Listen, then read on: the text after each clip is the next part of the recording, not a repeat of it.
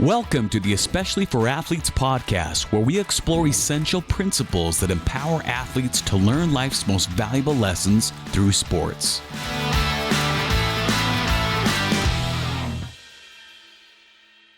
Hi, everybody. Welcome to the Especially for Athletes podcast. I'm Dustin Smith. I'm here with Shad Martin and our guest, Brandon Doman.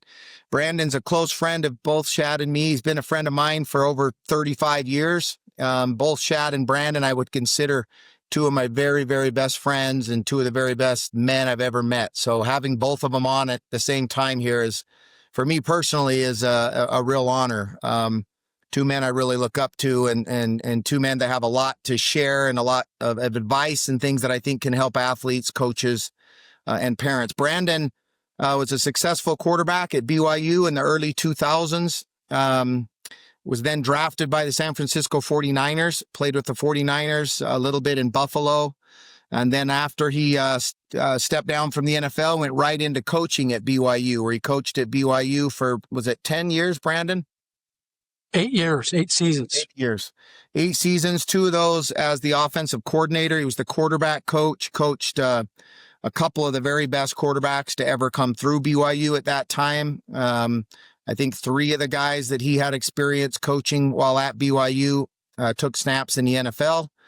And so anyway, we're excited to have Brandon on. So Brandon, I want to first jump into a question that is kind of unrelated to coaching. And honestly, when we first asked you to come on, was not something that we intended to talk about. But due to recent events in our country, not just the shooting of Charlie Kirk recently that was within 5 minutes or so of all of our offices and homes, but some other things that have happened around the country.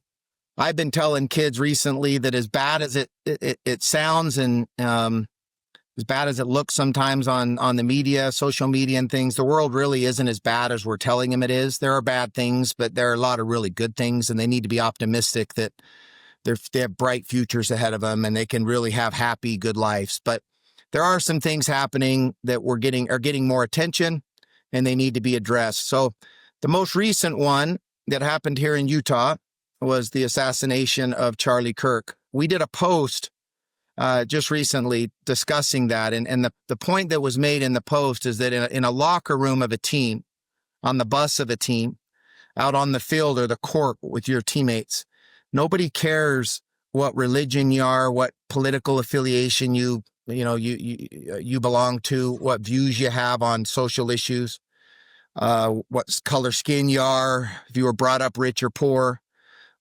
Nobody cares. And you get people from the East Coast, teammates with people from the South, and you get Christians who are teammates with Muslims and poor that are teammates with rich, and nobody cares. And the point that I made on the post was that everybody's sweat smells the same. So everybody's blood is red at the end of the game when you're scraped and bruised. And that's all that matters. So with that being said, Brandon, you've been a part of really good high school teams, really good college teams, and you played and coached at the highest levels of the game.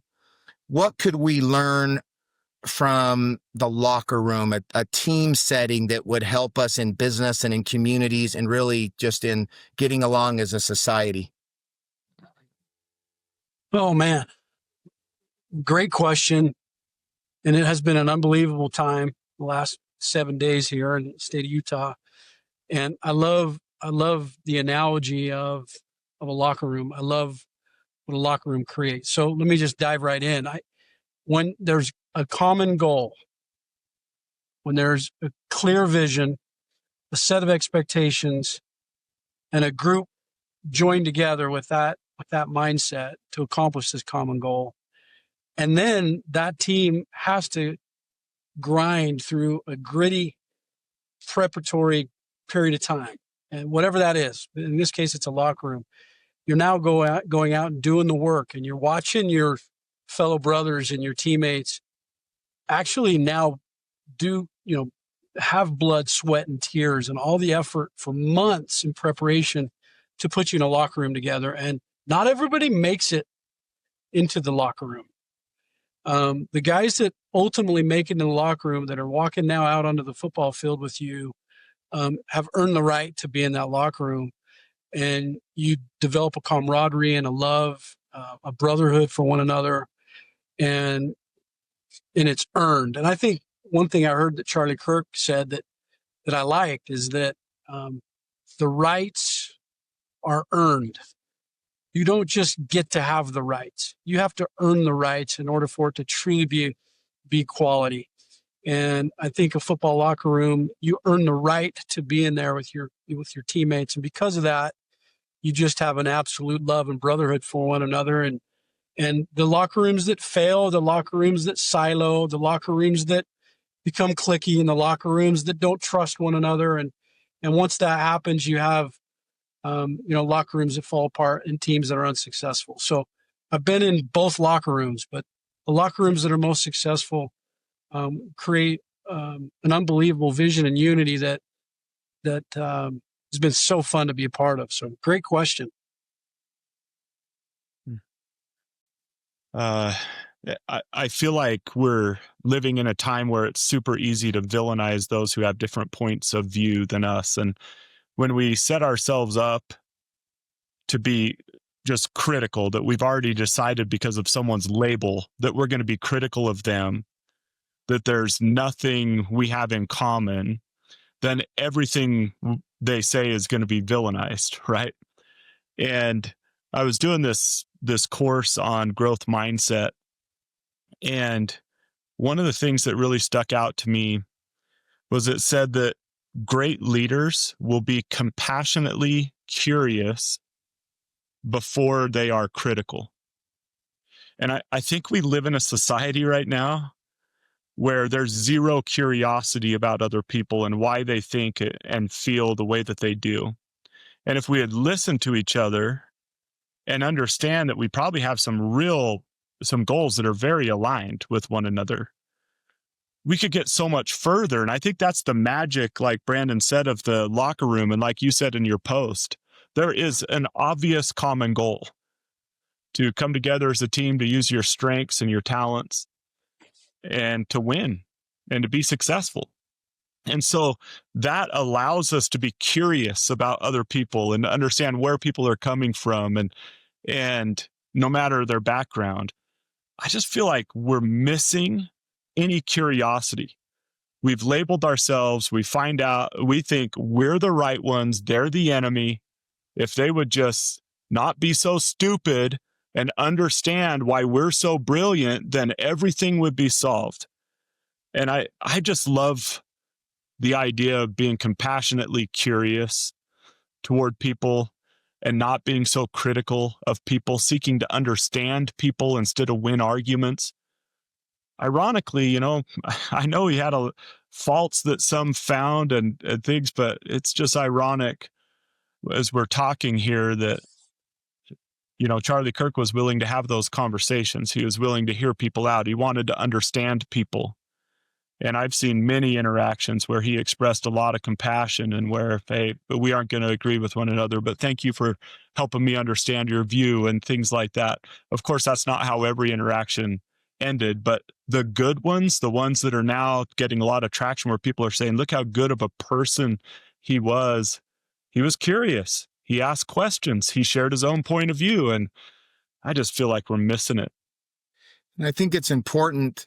We would all agree with this, that, that both sides, whether you're a conservative Republican or a liberal Democrat or whatever, that both sides respect the fact that the other side are going to have people that say things that we can strongly disagree with. But as soon as we stop talking and stop sharing our ideas and our opinions on things, then our country is done, because the only thing left is to just start violence. If we can't have discourse and discussion. And I think that's the beauty of sports, is that you get to go out every game and go up against that opposing person or that opposing team. But at the end of that game, everybody in most cases meets at midfield. You see it in the NFL all the time, or the NBA. They'll get together with the other team and they'll pray together. You'll see guys sharing jerseys with each other, switching jerseys. In high school and youth, you make a line and you're taught when you're young that no matter what the score is, you have to get together afterwards and go shake their hand. And you have to thank them and say, good game, right? Or thank you for the chance to have that that battle. In this case, a discussion of disagreements. If you want to talk about political, at least we get to have that discussion. And thank you for allowing me to have it. In the football world or basketball, it would be the chance to compete and show my skills against you. And thank you for that opportunity, because otherwise I wouldn't, I wouldn't have it. I remember back in 2020, I got in some trouble for this from some people very close to the program, but I felt very strongly about it. I'm sure as I share it here that there'll be people that will adamantly disagree with my view and what I did on this. So, and I maybe have talked about it before on this podcast, but we talk about the spotlight. It's the whole reason why this is called Especially for Athletes. The second principle of our program is compete without contempt, and in sports, but also in life. And some of this political issues we've had is the competing with contempt, right? Competing for views of who's right and who's wrong, but then letting contempt, hatred overtake that, and bad things happen. But back in 2020, athletes were taking a knee during the national anthem. I did not, and I want to be on the record, I didn't agree with taking a knee. I'll never agree with taking a knee during our national anthem because the words that are being said during that song are honoring veterans, and I don't think we should take a knee during that time. I think that's disrespectful to the veterans. However, we got so caught up in that we didn't really give attention to the reason that these athletes were taking a knee. Again, were there better ways to maybe address their concerns? Sure. But this is what they chose to do. And to draw attention to some things at the time, some racial injustice that was happening. Like, you can't deny that there's racial issues in our country. And they felt adamant enough or passionate enough to do something that was going to bring criticism on them, but they were passionate enough to do it, to use their spotlight to draw attention to something that was important to them. That's the whole point of our program. Use your position. Now, we can disagree with each other on how you use your spotlight, but I want athletes to use their spotlight. And I can disagree with the way you're using it, but thank you for using it and drawing attention to something. Then we can at least discuss the issue, and we can disagree with how you're using it to draw attention to that. But if it brings a discussion and your position as an athlete is the reason that it brought discussion, then let's celebrate the fact that we're using that position to draw attention to a social issue rather than what kind of shoes an athletes are wearing, or what kind of sports drink he drinks, or what kind of tattoo he has, or haircut he has, all the other crap that, we give athletes attention for. So in the case of these social issues right now, Brandon, I know you have, like Shad and I, several kids. They're all involved in sports. All of our kids are. How do we teach our children right now to be resilient in the face of a lot of difficulties that are going on in their lives right now that we didn't face when we were their age, not at the level they're dealing with it, but also like Shad talked about, compassionate. And what are the roles in parents in that? Because I would preface that with saying we put too much of the responsibility, I believe, on educators and coaches to teach our sons and daughters things that parents should be teaching them. That's my opinion. But what do you think, Brandon? How do we do that with our kids? I think that's a great question. You said several things that made me think of several different experiences that I've had, both in high school and college and in the NFL, where I dealt with circumstances that could have gone one way or the other. So I'm first going to just reference having children and being a father of six children, 4 sons that play sports. I want my children to learn how to compete like crazy. I want them to be fierce competitors. I want them to do all that they can to learn how to put forth every effort they possibly can to learn to compete and to win. This world we live in demands our best, and it's going to give you back what you put into it, period. There is no free ride. No one's going to hand you anything that's going to ultimately give you access to the successes that you really want. You have to earn it. And so how do you compete with just ferociousness and at the same time not have contempt? Or how do you do that and not hate? And I think as a 16-year-old kid, it's really hard competing and then showing up at the Arby's, Taco Bell down the street, and you see your opponents across the field that are now at Taco Bell and trying to decide, do I hate that guy or do I like that guy? And I think there's a lot of immature moments where you thought, maybe I hate that person, maybe I really don't like that person. And there are a few moments where I learned that you can love that person. You can compete like crazy, be fierce in what you do. And somehow, some way down the road, maybe those people might become some of your greatest allies, your greatest friends. I remember going to BYU and I was looking for some roommates, and I reached out to 3 of those guys that were at Olympus High School, Highland High School. And I thought, I wonder how they're going to respond to this. But I reached out and I asked, hey, I know that we really probably haven't liked each other very much. Will you be my college roommate? And they were like, what? And then the answer was yes, I'll be your college roommate. And those guys are some of the most successful, talented people I know today, and are some of my very closest friends. And I'm forever grateful for that. I want to surround myself with fierce competitors, people that are demanding excellence out of themselves. And I do believe that we can compete and still be friends. We can find common ground. We're taught as young men that building relationships of trust is the way to the heart. It is the way to true conversion of faith. It's the way to true conversion and friendship. And without the relationship of trust, it doesn't matter. So another experience, I tried like mad to be the quarterback at BYU for 2.5 years. And I just stood on the sideline. I was a 3rd string quarterback, but there's no doubt that my teammates knew how bad I wanted it. They knew that I was the first guy in the weight room. They knew I was busting my tail to try and beat a guy. And so there was a level of trust and confidence that I was at least there and I was doing the work. And so I remember finally Lavelle Edwards saying, okay, Brandon, you get to play. It's your turn. And we were out on a Wednesday practice. We had lost 6 games. We were 4 wins and 6 losses. The team was beat up, worn out. And here's the center, Jason Sukanik, who was worn out. And here comes the 3rd string quarterback. No bruises, no bangs, full of energy, right? I'm like running around like a cheerleader on the practice field. And he's about ready to stick his cleat through my chin. He's like, this dude's driving me crazy. And we get into an inside run drill, and which means it was best on best. O-line versus D-line, 1s-on-1s. We had some flipping warriors on that team. And the defense was getting the best of our offense. So I thought, I'm going to change the count. I'm going to go on 2 instead of on 1, see if I can give the offensive line a little bit of some advantage here. And I get through the cadence, down, set, hut. I say hut. The center snaps the ball. He's not thinking. He just snaps the ball. The ball hits the ground. The defense comes across. The coach blows the whistle. And he was so frustrated by this point that he turned around and he just lit me up. I mean, boom!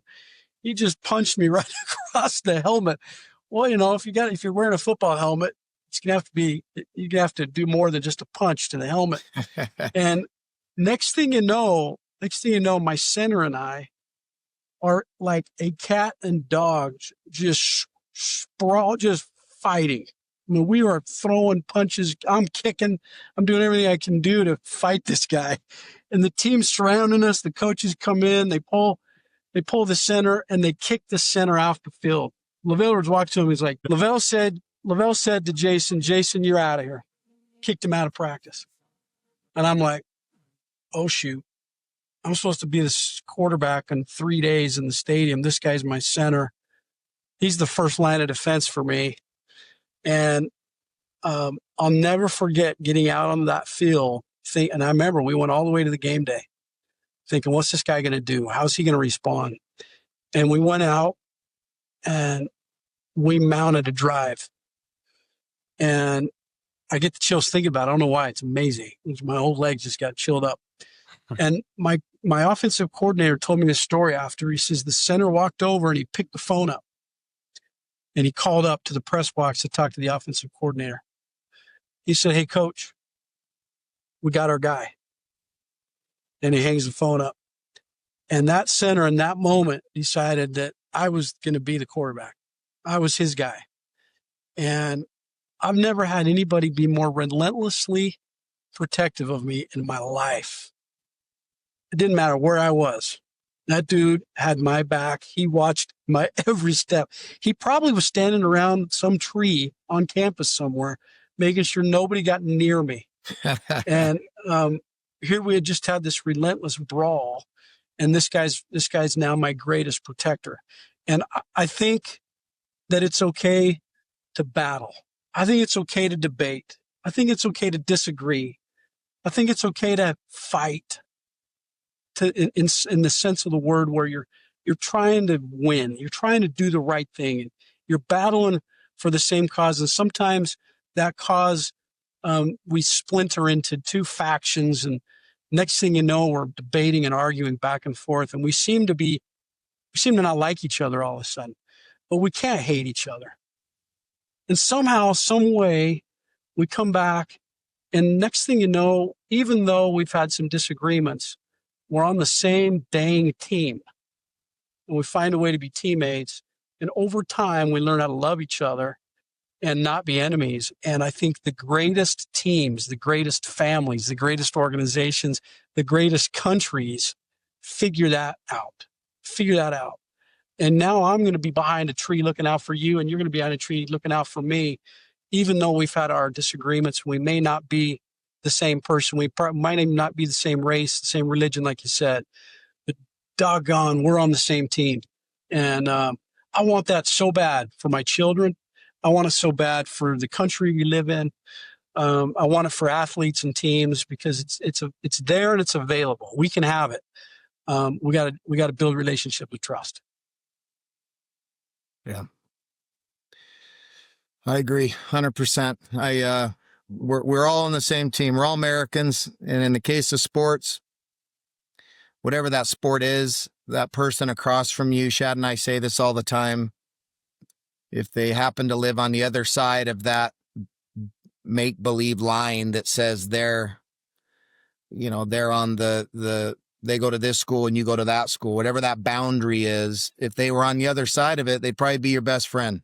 And, and it just so happens that they're not for a couple years until you meet them off the field or something, and you realize, oh my gosh, this dude's awesome, right? Like, and never once did I ever think about asking any of my teammates in high school or college or all the kids I've coached the last 25 years. Never once have I thought or cared if they were white, black, Muslim, Christian, Polynesian, Hispanic, and I've been around all of them. And it's not even a thought. Like, we're playing a game that we love, or we're on the same team, or we're competing against each other. Okay. Right. Like, man, I wish we could do that as a country. There's so much we could learn from just sports. The only two events that bring the whole world together peacefully, and no one gives a rat's about any of this stuff like we're talking about, are two sporting events: the World Cup and the Olympics. Sure. Everybody comes together, and you see people from opposing countries share jerseys at the end of a soccer match. And because they're united they all speak one language. It's soccer that day, or it's hockey or whatever it is, and nobody cares. That's the beauty of sports, right, Shad? Absolutely. That's what I love so much about sports, is the things that Brandon just shared. There's something, if I had a message to the young athletes who are listening to this, it would be this: don't let anybody control your behavior, even with their behavior.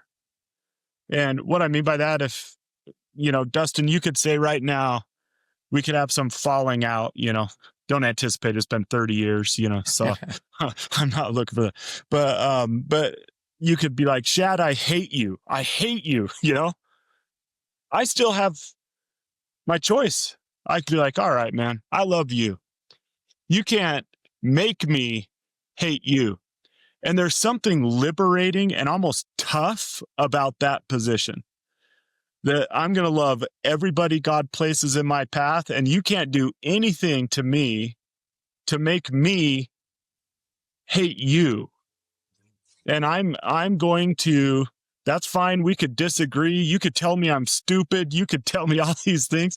I just have a higher standard. I remember when I went and served a mission for my church, which both of you did too, my mission president, who was over all the missionaries, he told me the story of this guy that he was friends with as a lawyer, and they would walk and they would buy a newspaper every morning. And this guy that he bought a newspaper from was just a mean dude. Like, he would be mean to him. He would say things. And finally, my mission president, his name was James Brown.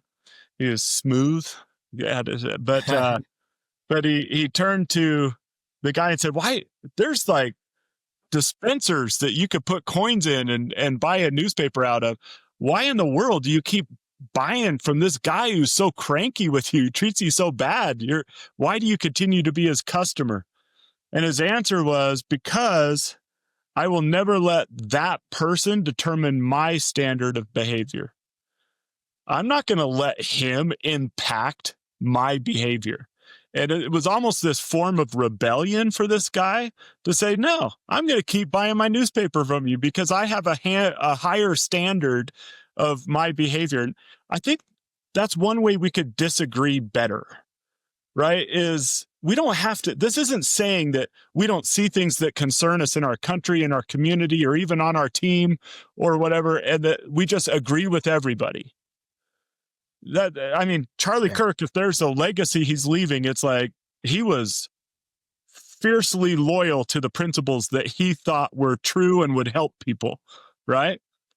We could do that and still love people. And if they disagree with us, I think there's something tough about that. I don't know if I'm articulating myself in a way. It's just, I feel that's a tough way to live, that you can't control the way I act. Yeah. So go ahead, Brandon. I was just going to, I know that we're probably getting to the end of this, and I want to make sure I say this. Dustin is a phenomenal example of this to me, and that's why he's one of my best friends to this day, and I'm forever grateful to him. He came to our high school. He was the outsider.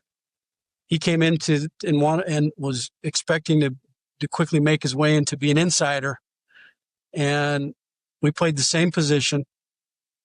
He was coming in as a stud athlete, and we had every reason to not like each other.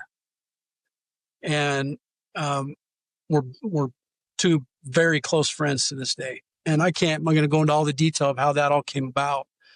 But I think we learned to respect each other, regardless of what our goals were and what we wanted to accomplish personally. We learned to love and respect each other and trust each other, and we knew we had each other's back. And if that can't happen for young athletes that are attempting to accomplish great things, if they can't foster some lifelong friendships out of indifferences, and things maybe just don't go the way that you want them to go. Dustin had some dang hard things happen to him, and they didn't go the way that you want them to go.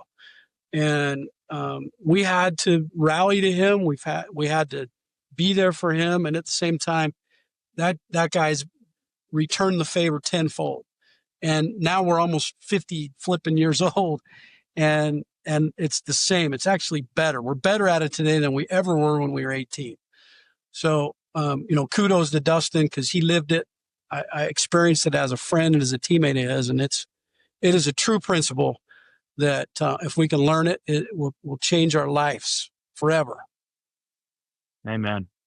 Well, thank you, Brandon. And we could go into, it's actually is a really cool story. When we first, and I'm not going to spend a lot of time on it, but I do remember, the only time I remember running sprints was when Brandon and I were running it. And I specifically remember running sprints when it was in the summer, and I was new to this school. We were both sophomores. And as soon as we both crossed the line, we both looked down and made eye contact. And I wanted to know where he was. That's all I wanted to do was beat him. And I think he was focusing on beating me. And we made eye contact with each other. And when Brandon ended up being obviously the guy and at quarterback and doing all these awesome things at quarterback, I was his number one fan. I mean, that game he just talked about that he ended up getting the first start on, I remember where he was at, who he was playing. He was on the road and how the game went. And he was a Subway player of the game. I just remember everything about it. And then I think he's been, my biggest fan in everything that I've been doing. He helped me with the quarterback stuff, and Shad, it's been the same. Both of you guys, I've never told both of you this, really where you earned my respect. Brandon, we went at it in football. I remember American Fork talking to you at halftime once. We were in a battle against they were a really good team. But I vaguely remember a conversation we had there, and we were friends, but we didn't really get to be good friends until we played at Brighton High School in basketball. And I remember I got into a little dust up with a kid and kind of pushed a kid, and I was pretty fired up. And I remember you sliding right in and pushing the kid again. And it was at that moment that I was like, I like this guy. Like, I like him. Like, he's my dude now. Like, he's competitive. He's willing to get thrown out like I was willing to get thrown out. And I was going at this kid because he went at one of our teammates. Brandon Tuft was his name. That's when I went at him. And from that day on, I'm like, hey, this guy's I can ride or die with this guy. It was the same thing with Shad. Shad played shortstop. He was this kid from California that had all this attention on him. He was our best overall baseball player in college on our team. And I remember playing in a scrimmage against him and seeing how much he cared and how passionate he was, and when he made a play, and just that he cared.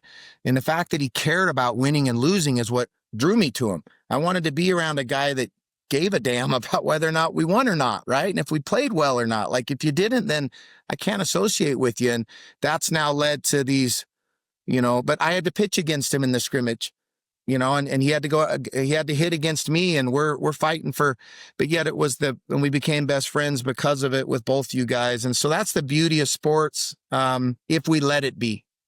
And I think we'd all share probably a similar message to any kids that are listening to this, that there's a lot of crummy things going on in the world, but if you just study history, you'll find out that the same kind of things have been going on for a long, long time. It's just now we hear about every one of them because of the internet and social media. Go study the 60s for a day or two.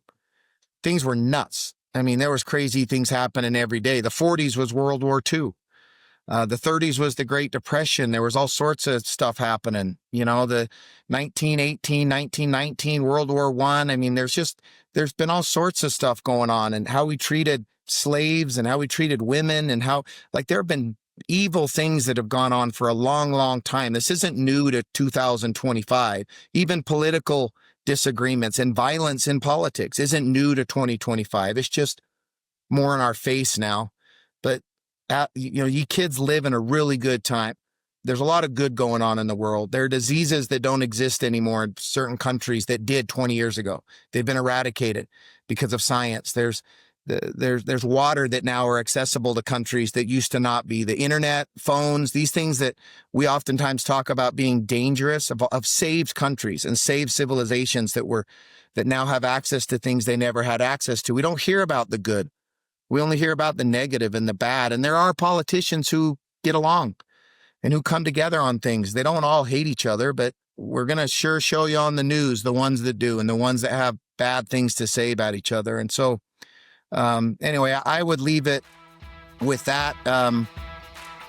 Just be good to each other. Keep your eyes up. Do the work. Be kind, but be competitive. There's nothing wrong with that, but respect people that are competitive as well, and understand that everybody deserves respect. Keep your eyes up, do the work. Thank you for joining the Especially for Athletes podcast. To learn more about Especially for Athletes organization, get a copy of our book, The Sportlight, or to bring our program to your team, school, business, or organization, visit us at especiallyforathletes.org.